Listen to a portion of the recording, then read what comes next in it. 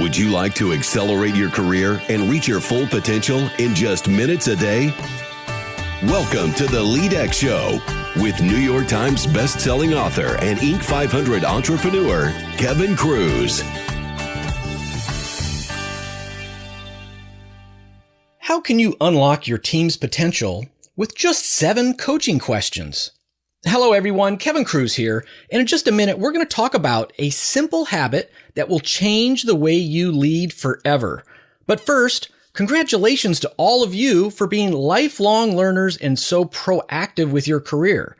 You turn on the LEADx show when you tie your sneakers and head out for that morning jog, or maybe you're turning on the show when you turn on your car for your morning commute. Either way, whenever you listen, you know LEADx will help you to stand out and get ahead.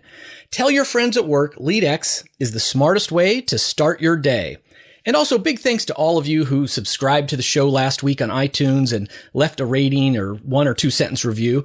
It only takes a minute, but it's the single best favor you can do for me. And today's career tip is, how are you feeling? The next time you're running a meeting, at the very end, go around the room and ask each participant, how you feeling? Or how you feeling about this right now?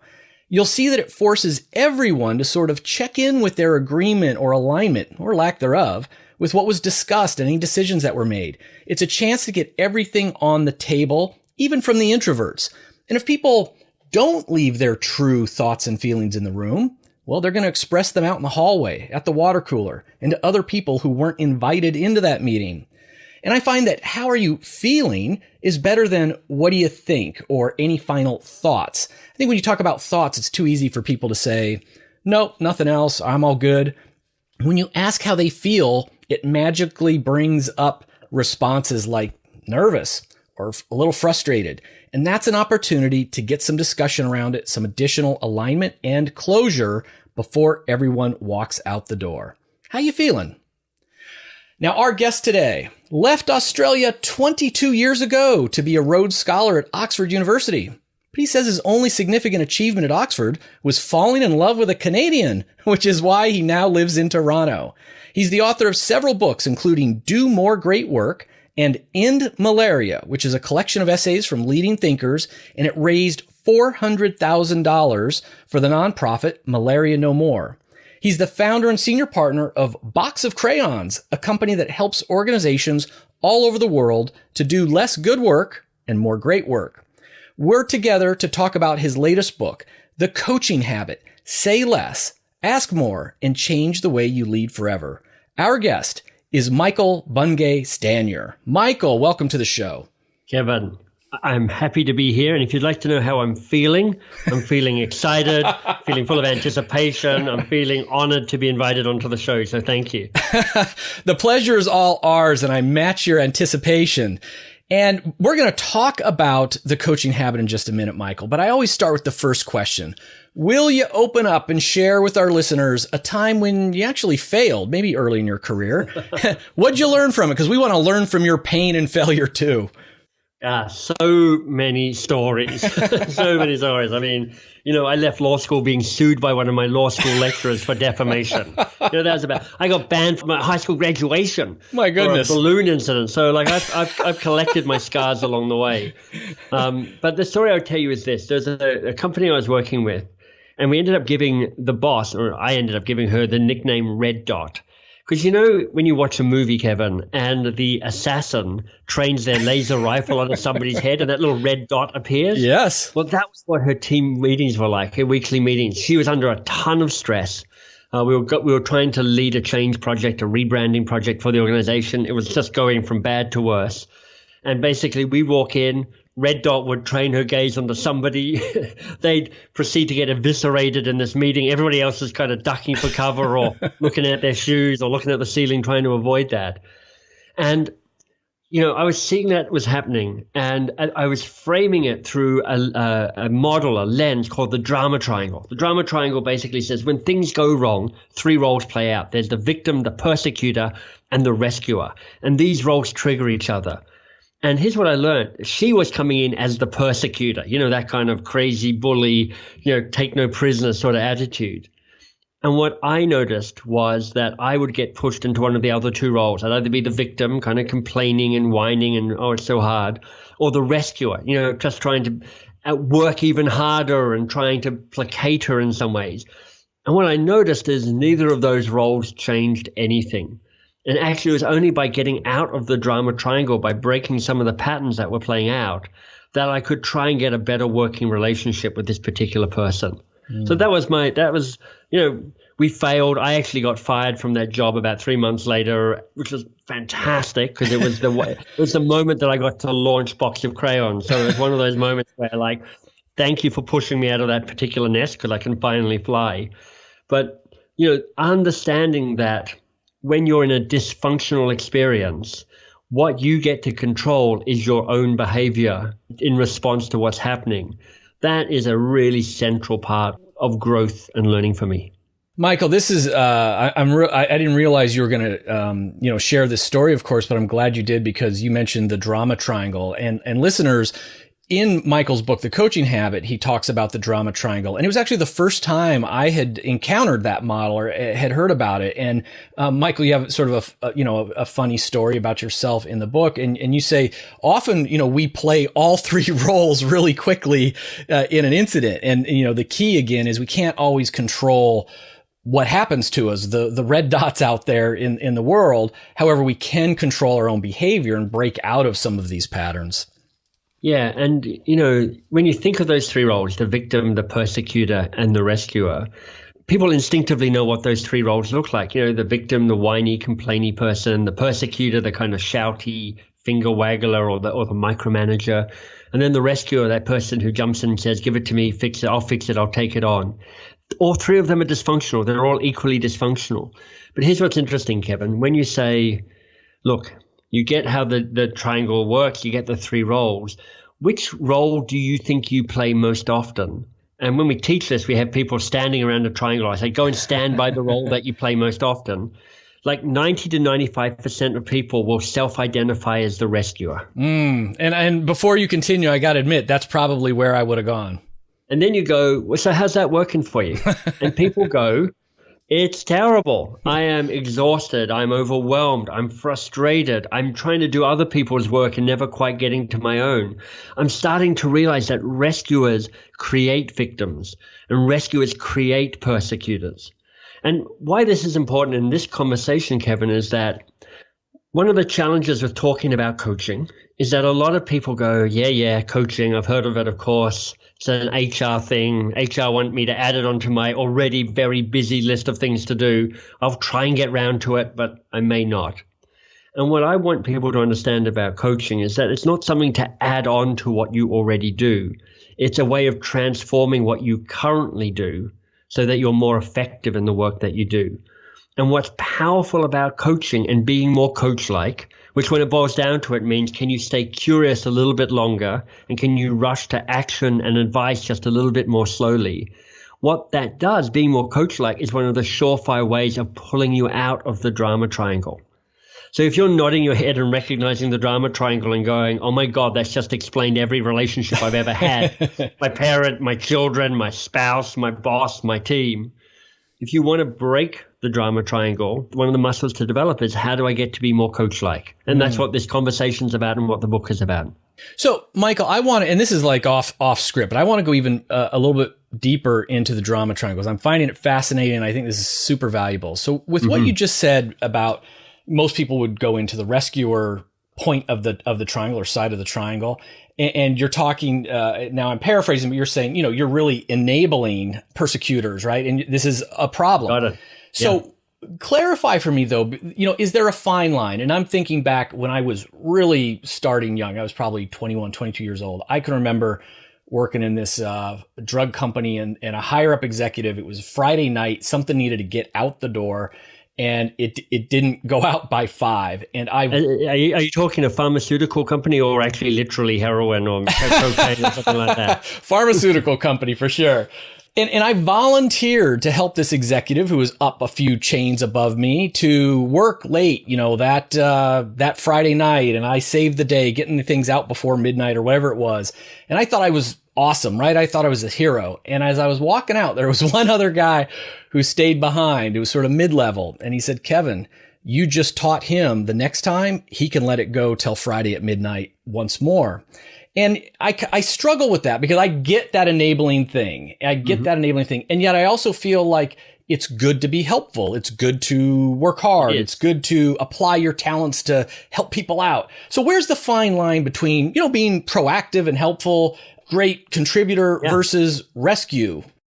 It is a fine line and it's a subtle thing. But one of the fundamental things to be thinking about is when you're in the drama triangle, and the behavior you're exhibiting, whether it's a rescue or either of the other two roles, it's typically not a mindful choice, but a reaction to the situation. You kind of get triggered into it. So before you know it, you're doing that thing again.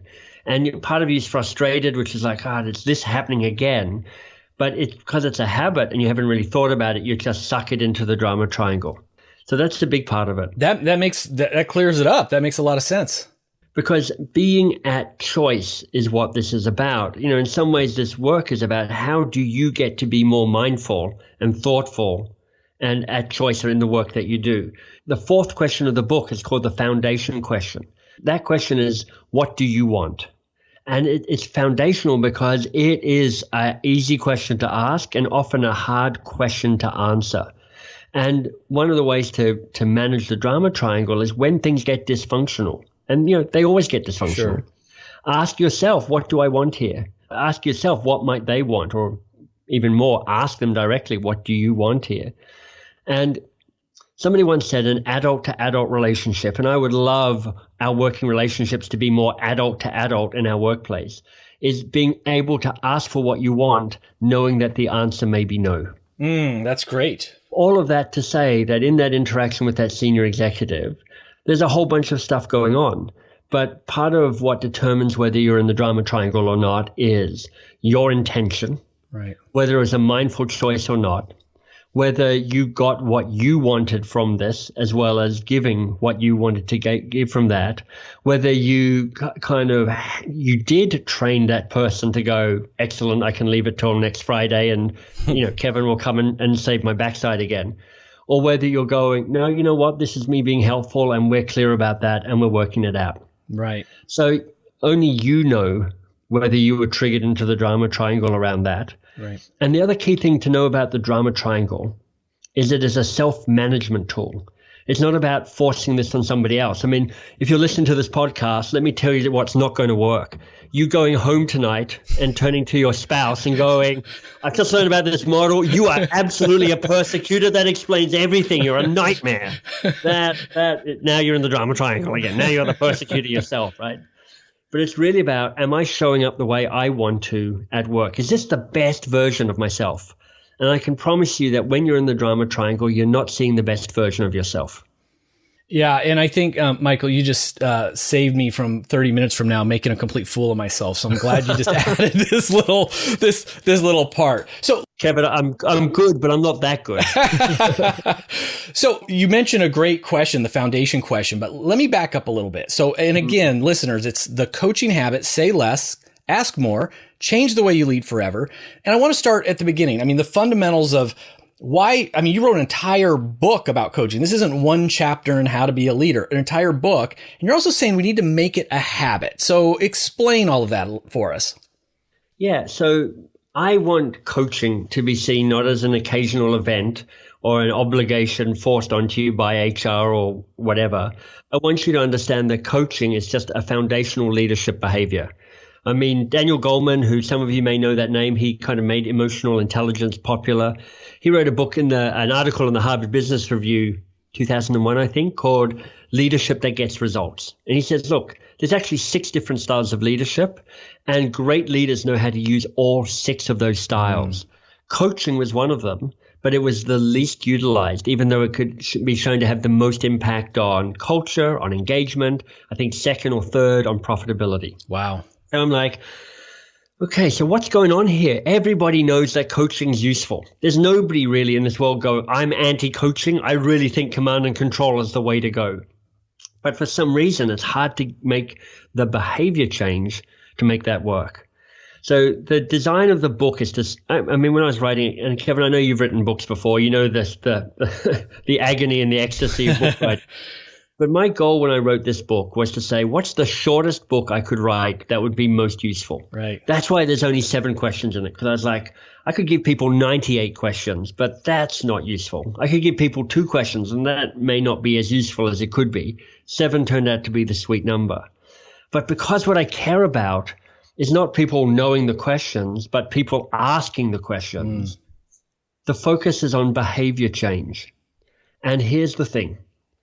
Everybody listening to this podcast right now, and I'm going to be bold, but I'm going to say it, you are all advice-giving maniacs. I mean, you love it. You don't even know what the problem is, but you've got an opinion on what the answer should be. And I'm trying to shift that rush to action and advice. I want you to stay curious a little bit longer. Now, knowing the questions, great start. There's only 7 questions. But if you don't know how to start building habits, the habits are the building blocks of behavior change. And there's a ton of made up stuff out there in the world about habit change, such as if you do it for 21 days, it becomes a habit. That's just wrong. Somebody made that up, and now it haunts the internet like a zombie that won't die. But habits, there's lots of good stuff out there. You look at the work of Charles Duhigg and his book, The Power of Habit, BJ Fogg and his great website, tinyhabits.com. And we created this thing called the new habit formula, simple 3-part formula that says if you understand the habit building, you can build new behaviors. If you build new behaviors, you get to change yourself as a manager, as a leader, as a person. Love it. And listeners, I just need to anchor something here. It is about this book. And if you haven't encountered it, Michael's book, The Coaching Habit, it's one of the blockbusters, of the last year. It's really big. And I think it's solid content, but what jumped out at me is exactly what Michael just said, behavior change. Most of these books that are written, and again, I read one a day and interview the author, some great advice, some great knowledge and ideas, but no real practical way to integrate it into your very, very busy days. This is a different kind of book. This is something that is going to change your behaviors, your leadership behaviors. And I think that's why it's been so successful. And Michael, you suggest that there's 7 questions, as you say, to ask in a coaching conversation. We can't go deep into all of them because of the short format of this show. And I think our listeners will see, I love this book and they'll get it. But kick us off, walk us through the first few questions and why you've chosen these to start the coaching conversation. Well, let me do this. Let me give you the first and the last question. Okay. You've already got the 4th one, which is the foundation question. What do you want? So now you've got the kind of the 1st, the 4th, and the 7th. So it's a nice pattern there. But we call the first and the last questions the bookend questions. Mm-hmm. It's like, how do you start a conversation more quickly? How do you finish it more strongly? Now, our fundamental starting point, Kevin, is this. If you can't coach somebody in 10 minutes or less, you don't have time to coach them. So you've got to make sure that these conversations that are more coach-like are fast and to the point. So the opening question, the kickstart question, is how do you get into a conversation that's interesting more speedily rather than that kind of slow meandering, I hope we're going to get to the point sometime soon because time's running out. Oh, we didn't, never mind. So here's the opening question. What's on your mind? Now, why it works so well is that it gives them the control of the conversation. You're not telling them what to talk about. You're saying you get to choose. I'm giving you autonomy. I'm giving you that powerful thing around picking where we go with this conversation. It's a great engagement technique right there. But you're not saying to them, so just tell me anything. You're saying to them, pick the thing that matters, what you're excited about or worried about or, waking up at 4 o'clock in the morning about. I mean, honestly, if you have direct reports and you do that weekly one-to-one meeting, which for so many of us sucks quite badly because it's, it's like an hour reporting out of stuff and you're trying to look interested and they're trying to look interested. And you're like, what's the point of that? You could have just sent me an email and I could have scanned it in 3 minutes. Tweak your one-to-one meetings and tell them you're going to do this beforehand, but say to them, so you've got a lot going on. You're busy. Tell me, of all the stuff that you're working on, what's on your mind?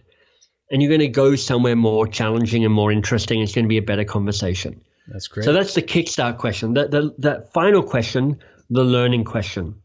Because here's your job as a manager, as a leader, as somebody who's influencing people around you.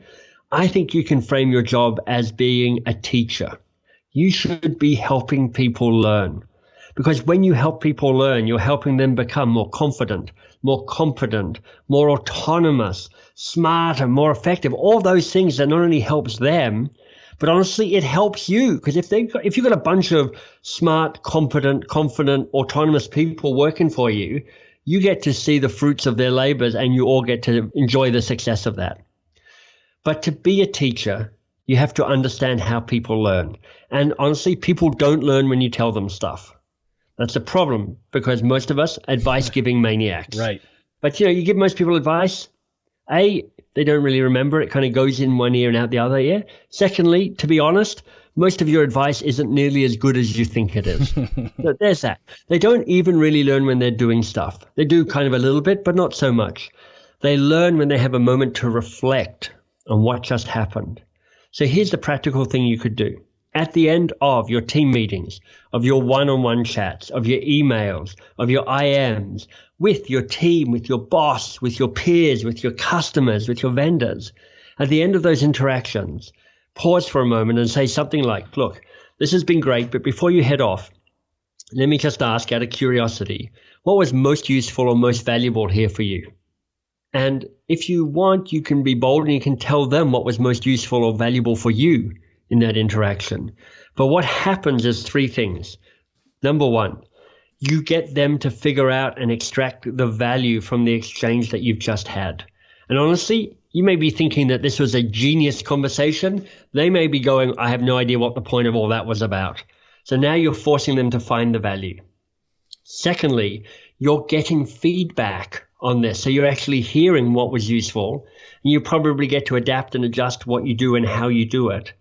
And thirdly, and kind of more cunningly, you're framing every interaction with you as a useful, valuable interaction. So you become a useful, valued manager, leader, partner, peer, whatever it might be.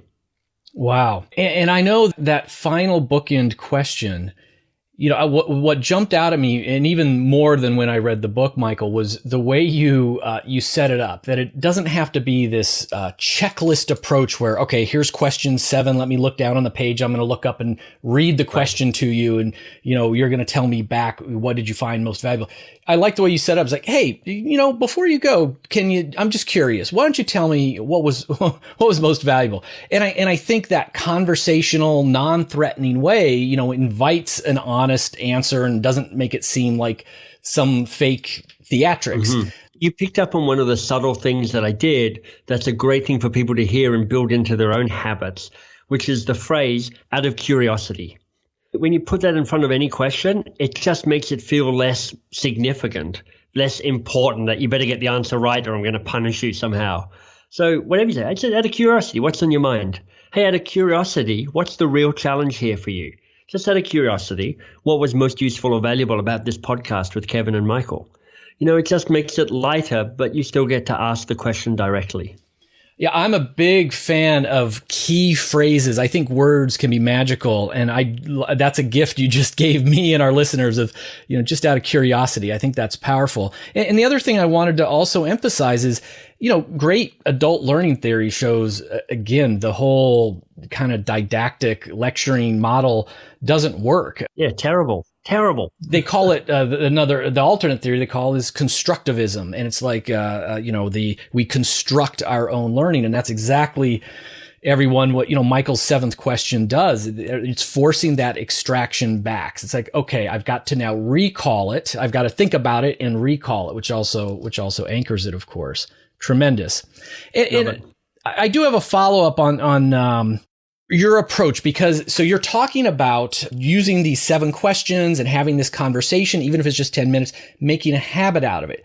So is this something that we would do during that weekly one-on-one? And what do you think about the other advice about coaching where it's like that motto from the security agency here in the States that says, if you see something, say something. It's a big motto. And so I'm like, so if I see somebody doing something, let's just say wrong or could be better, do I break out the 7 questions on the spot, or is that a different kind of coaching? Yeah, it's a great question. So the 2 parts to it. The first part is to say, I think every interaction you have with somebody has the potential to be more coach-like. So you can do this in an email. You can do it by chat. You can do it casual conversation. It can be a more formal conversation. All of them you could go, hey, maybe I can just be a little bit more curious here rather than rushing into action and advice giving. So what we're looking to do is not add to what's already there. We're not trying to pour water into a full glass.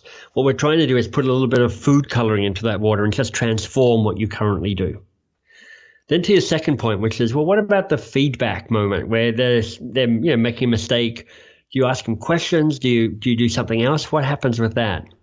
Well, coaching and feedback dance together on the same floor. They're a really powerful partnership if you can combine them well.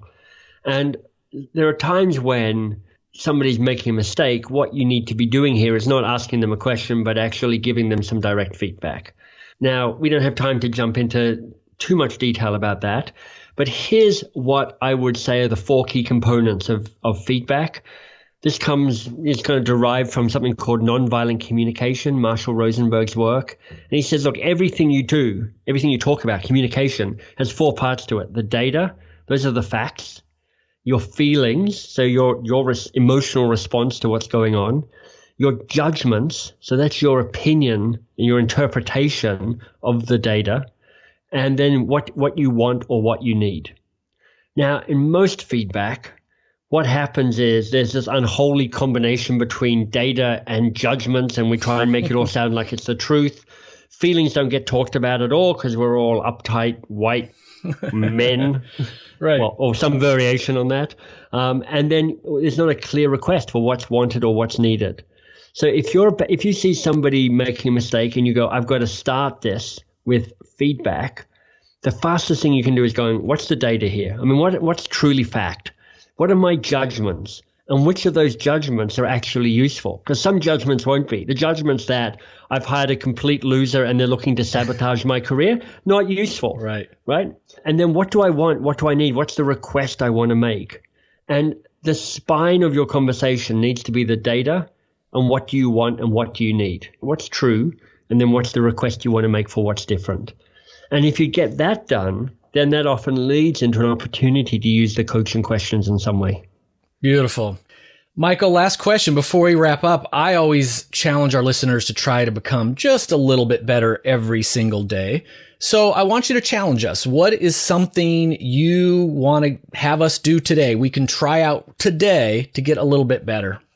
So the drum I've been banging throughout this whole conversation with Kevin is stay curious a little bit longer, rush to action and advice just a little bit slower. And some of you get that already, which is fantastic. I've given you 3 of the 7 questions. I'm going to give you the 4th question. And this is the best coaching question in the world. The acronym is AWE. So it's literally an awesome question. And I call it the best coaching question in the world because it's a way of enhancing every other question you ask. And the question is, and what else? Because the first answer anybody gives you to a question is never their only answer, and it's rarely their best answer. So when you ask a question, follow it up with, and what else? So what was most useful and valuable here for this conversation with Kevin and me? Fantastic. What else was useful? Fantastic. What else was useful? Love it. Was there anything else useful? And can you see how just imagining that just makes it for a deeper moment of reflection and learning? So I'd say, look, if you're going to take one question away to really practice, to use, to make a habit, and what else could be that question? Awesome. I love that. Michael, big thanks for coming on the show. Please tell our listeners how they can find out more about you and your work. Love it. So here's 3 ways. If you're interested in the book and the book alone, thecoachinghabit.com. And by the way, there's a ton of downloads. You can download free chapters and videos and all sorts of stuff there. If you're interested in the programs coaching Box of Crayons offers, because that's what we do, we're a training company teaching busy managers how to coach in 10 minutes or less, boxofcrayons.biz, B-I-Z or B-I-Z Z, depending on how you show up in this world. And then if you'd like to connect with me personally, I'm on LinkedIn. That's my best social media place. And you'll find that I'm the only Michael Bungay Stanier in the entire universe. So you will find me there. Makes it easy for personal branding, huh? That's right. All right, friends, you've just been mentored, just been coached, just been taught by the great Michael Bungay Stanier. Don't forget you can get all the links he just mentioned and the notes from this interview over at leadx.org, and you can get Michael's book from Amazon.com or your favorite bookstore. And that's it for today's episode. However, don't forget to download our free ebook, Richard Branson's 7 Secrets to Leadership, at leadx.org/Branson. And until next time, of course, remember, leadership is not a choice, because leadership is influence, and you're influencing those around you when you speak up, but also with your silence, when you take action, but also when you choose to be a bystander. We are influencing people around us all of the time. We are all leaders. So for today, please lead with intent.